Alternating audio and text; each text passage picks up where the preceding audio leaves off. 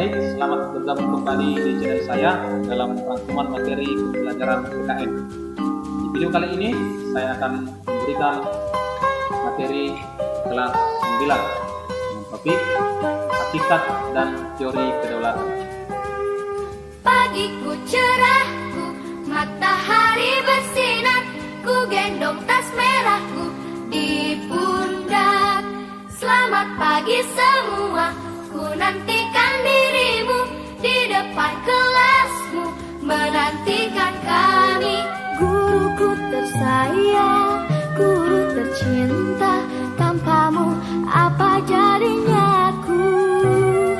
Tak bisa baca tulis, mengerti banyak hal. Guruku, terima kasihku. Nyatanya diriku kadang buatmu marah, namun segala maaf kau berikan.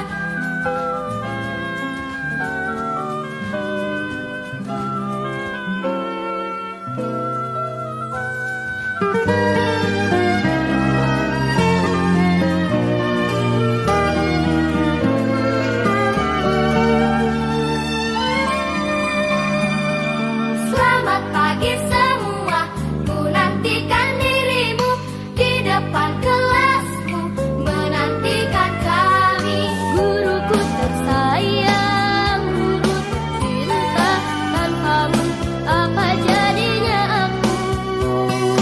Tak bisa baca tulis, mengerti banyak hal. Guruku, terima kasihku. Nyatanya diriku kadang buatmu marah, namun segala maaf kau berikan.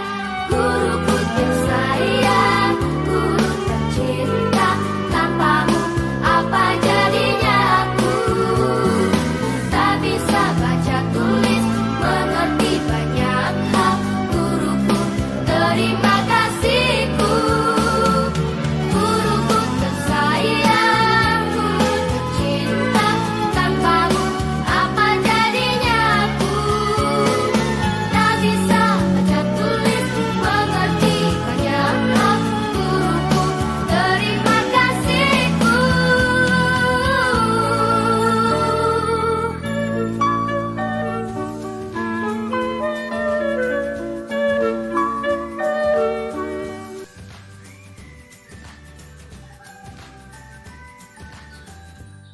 Kedaulatan Negara Kesatuan Republik Indonesia.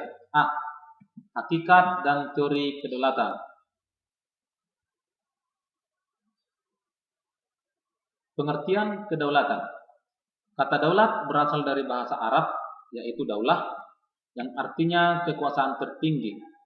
Pengertian kedaulatan itu sendiri adalah kekuasaan tertinggi untuk membuat undang-undang dan melaksanakannya dengan semua cara yang tersedia.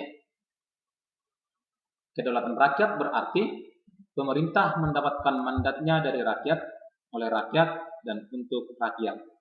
Gaya pemerintahan seperti ini disebut dengan demokrasi, yang artinya pemerintahan dari rakyat, oleh rakyat, dan untuk rakyat. Negara yang berdaulat adalah negara yang mempunyai kekuasaan tertinggi atas suatu pemerintahan negara. Pemerintahan yang berdaulat merupakan salah satu unsur konstitutif dari sebuah negara yang merdeka secara de facto. Kedaulatan atau kekuasaan tertinggi suatu negara terdiri atas dua bentuk, yaitu berdaulat ke dalam dan berdaulat ke luar. Berdaulat ke dalam mengandung arti bahwa bangsa yang merdeka memiliki kekuasaan untuk menyusun dan mengatur organisasi pemerintahan sendiri menurut kehendak bangsanya sendiri, serta kekuasaan untuk mengelola semua yang ada di wilayahnya yang mengandung sumber daya alam baik di darat, laut maupun udara untuk kemakmuran rakyatnya tanpa campur tangan negara lain berdasarkan peraturan perundang-undangan yang berlaku. Berdaulat keluar berarti negara mempunyai kekuasaan untuk berhubungan dan bekerja sama dengan negara lain tanpa terikat oleh kekuasaan lain. Contoh, mengadakan perjanjian kerjasama, mengikuti organisasi internasional, dan lain sebagainya. Kita masuk teori-teori kedaulatan.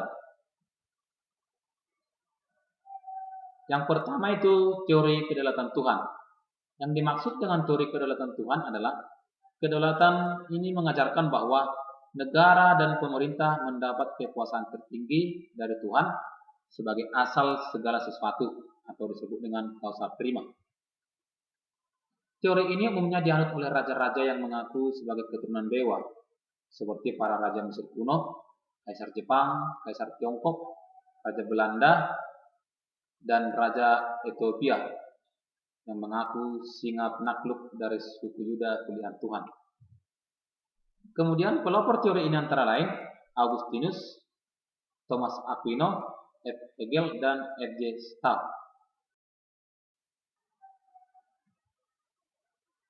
Yang kedua adalah teori kedaulatan raja. Teori kedaulatan raja menganggap bahwa raja bertanggung jawab sendiri terhadap dirinya. Kekuasaan raja berada di atas konstitusi. Seorang raja bahkan tidak perlu mematuhi hukum moral agama.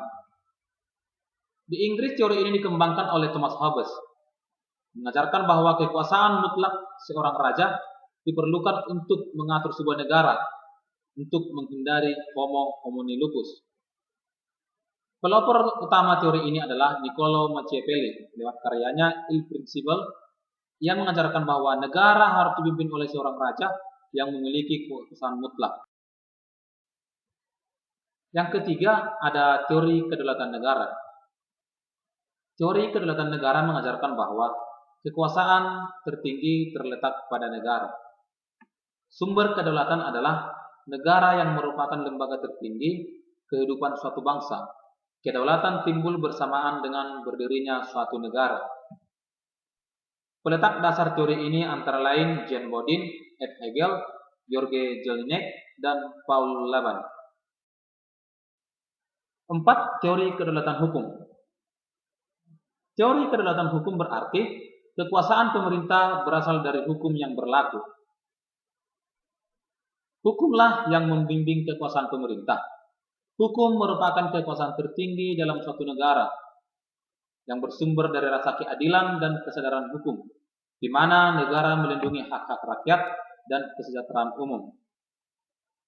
Pelopor teori kedaulatan hukum antara lain Hugo de Groot, Rabe, Immanuel Kant, dan Leon Duguid.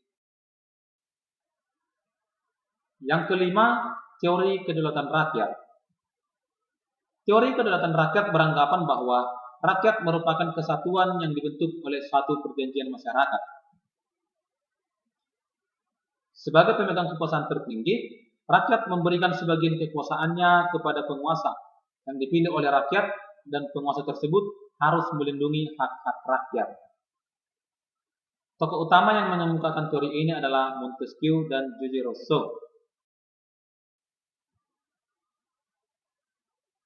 Montesquieu, seorang ahli dari Prancis, berpendapat bahwa agar kekuasaan dalam suatu negara tidak berpusat pada seseorang, maka kekuasaan dalam suatu negara itu dibagi dalam 3 kekuasaan terpisah atau separate of power. Yang pertama, kekuasaan legislatif, yaitu kekuasaan untuk membuat peraturan perundang-undangan dalam suatu negara. Yang kedua, kekuasaan eksekutif, yaitu kekuasaan untuk melaksanakan peraturan perundang-undangan yang berlaku. Kemudian yang ketiga, kekuasaan yudikatif, yaitu kekuasaan untuk menegakkan peraturan perundang-undangan apabila terjadi pelanggaran. Kekuasaan yudikatif juga sering disebut dengan kekuasaan kehakiman.